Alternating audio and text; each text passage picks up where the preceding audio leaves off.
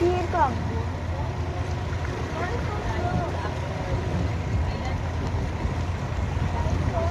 not coming, Mom. Oh, that's why.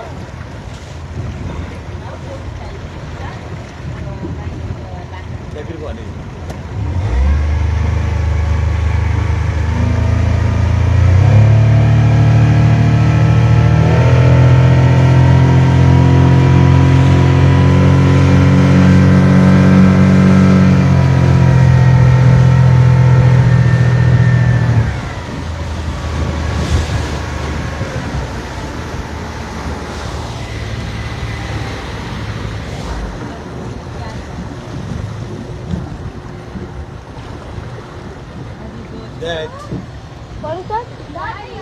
Rice పెడతావా నాకు? అదే రైస్ మొన్న పవన్ కళ్యాణ్ గారు వచ్చేటప్పుడు హడావిడి చేశారు కదా, ఆ రైస్ ఎక్స్పోర్టింగ్ అక్కడి నుంచి ఇక్కడికి ఈ పడవల్లో తీసుకొచ్చి ఇక్కడి నుంచి పెద్ద షిప్లోకి ఎక్స్పోర్ట్ పెడతారు. ఇక్కడి నుంచి రైస్ ఎక్స్పోర్ట్ జరుగుతూ ఉంటుంది. ఈ కింద ఉన్న చిన్ని చిన్ని బర్జీలు అంటారు, వీటిని బర్జీ కదా, బాజీలు అంటారు. వీటిని ఒక 4 లారీల లోడ్ దీంట్లోకి వస్తుంది.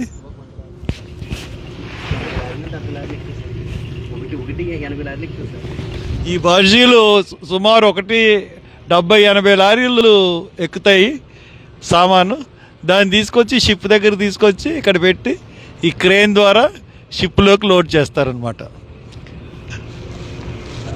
ఇదంతా అటేపు కూడా చూడమ్మా, అటేపు కెమెరా తిప్పు, అటేపు కూడా రైస్ పానిచ్చి అలా పానిచ్చేయండి, వెళ్ళిపోదా. ఇది కూడా ఏంటి అవతల బోట్ సేమ్.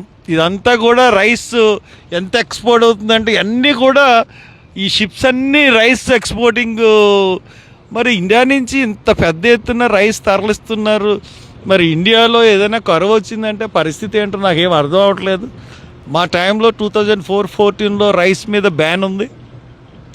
మరి ఇప్పుడు ఇష్టానుసారంగా ఏ రైస్ పడితే ఆ రైస్ ఎక్స్పోర్ట్ చేస్తున్నారు. ఇండియా యొక్క అవసరాలని మరి గుర్తించేస్తున్నారు లేదా అన్నది నాకెందుకో డౌట్గా అనిపిస్తూ ఉంది. ఇంత పెద్ద అయితే ఇక్కడ ఉన్న షిప్స్ అన్నీ రైస్ ఎక్స్పోర్టింగ్ షిప్స్.